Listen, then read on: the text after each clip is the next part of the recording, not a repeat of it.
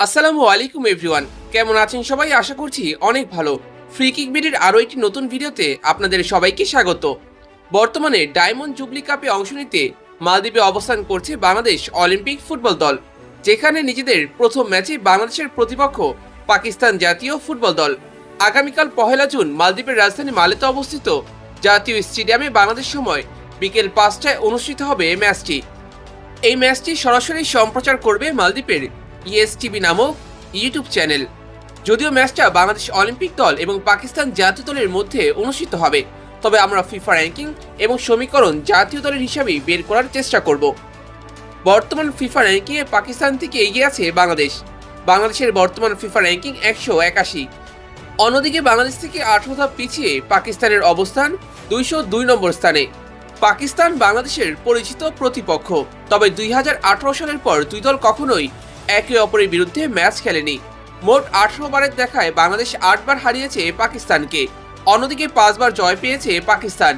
বাকি 5টি ম্যাচ হয়েছিল ড্র। সর্বশেষ যখন 8 বছর আগে দুই দল মুখোমুখি হয়েছিল, বাংলাদেশ তপু বর্মনের গোলে পাকিস্তানকে হারিয়েছিল 1-0 গোলের ব্যবধানে। যদিও সেই সময়ের তুলনায় পাকিস্তানের বর্তমান দলটি বেশ শক্তিশালী। একাধিক প্রবাসী ফুটবলারদের অন্তর্ভুক্তি দলে অভাবনীয় পরিবর্তন না আনলেও দলের শক্তি বহুগুণে বাড়িয়েছে।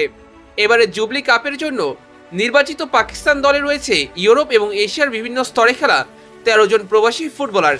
এই দলে আছে সুইডেন প্রথম স্তরে খেলা ডিফেন্ডার আবদুল্লাহ ইকবাল।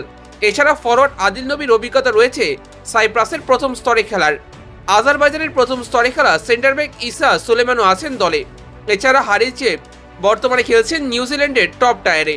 তাদের ছাড়া রইস নবী, হামিদ খান, ওটিস খান আলীরা এখন ইউরোপের বিভিন্ন স্তরে খেলছে। এদের পাশাপাশি বাংলাদেশকে অবশ্যই নজরে রাখতে হবে বাংলাদেশ ফুটবল লিগে খেলা ব্রাদার্স ইউনিয়নের ফরওয়ার্ড শাইখ দোস্তকে, যিনি চলতি মৌসুমে 8 গোল করেছেন বাংলাদেশ ফুটবল লিগে। এছাড়া পাকিস্তান জাতীয় দলের জার্সিতে মিয়ানমারের বিরুদ্ধে গোল রয়েছে তার। সব মিলে পাকিস্তানের দলটা বেশ শক্তিশালী। গত বছর তারা আফগানিস্তানের বিরুদ্ধে জোড়া ম্যাচ ড্র করেছিল, যার মধ্যে একটি ড্র করেছিল 1-1 গোলে, বাকি একটি ড্র হয়েছিল গোল শূন্য। তবে টানা 12 ম্যাচে জয়হীন রয়েছে দলটি। সর্বশেষ 2023 সালে কম্বোডিয়াকে 1-0 গোলে হারানোর পর আর জয়ের দেখা পায়নি পাকিস্তান। অন্যদিকে বাংলাদেশ জাতীয় দল ইউরোপ সফরে ব্যস্ত থাকায় এই আসরে অংশ নিয়েছে বাংলাদেশ অলিম্পিক ফুটবল দল। মূলত তরুণ ফুটবলারদের আন্তর্জাতিক পর্যায়ে গেম টাইম দেওয়াটাই মূল লক্ষ্য বাংলাদেশের। তবে দলে এমন বেশ কয়েকজন ফুটবলার রয়েছে যাদের খেলার অভিজ্ঞতা রয়েছে বাংলাদেশ জাতীয় দলে। সেই তালিকায় রয়েছে মেহেদী হাসান শ্রাবণ, মানিক মোল্লা, রাব্বি হোসেন রাহুল, মিরাজুল ইসলাম, পিয়াস আহমেদ নোবা, আলামিন এবং শান্ত। এছাড়া দলে থাকা বাকি ফুটবলারদেরও বয়সভিত্তিক পর্যায়ে এশিয়ান কাপ, বাছাই পর্ব ও সাফ চ্যাম্পিয়নশিপে খেলার অভিজ্ঞতা রয়েছে। এবার চলুন কথা বলি এই ম্যাচে বাংলাদেশের সম্ভাব্য একাদশ কেমন হতে পারে। হেড কোচ মারুফুল হক হয়তো দলকে 4-4-3 ফরমেশনে খেলাবেন। সেই ক্ষেত্রে বাংলাদেশের গোলবারের নিচে দেখা যেতে পারে মেহেদী হাসান শ্রাবণকে। বাংলাদেশ জাতীয় দলের হয়ে 2 ম্যাচ এবং অনূর্ধ্ব 23 দলের হয়ে 8 ম্যাচ খেলার অভিজ্ঞতা তার রয়েছে।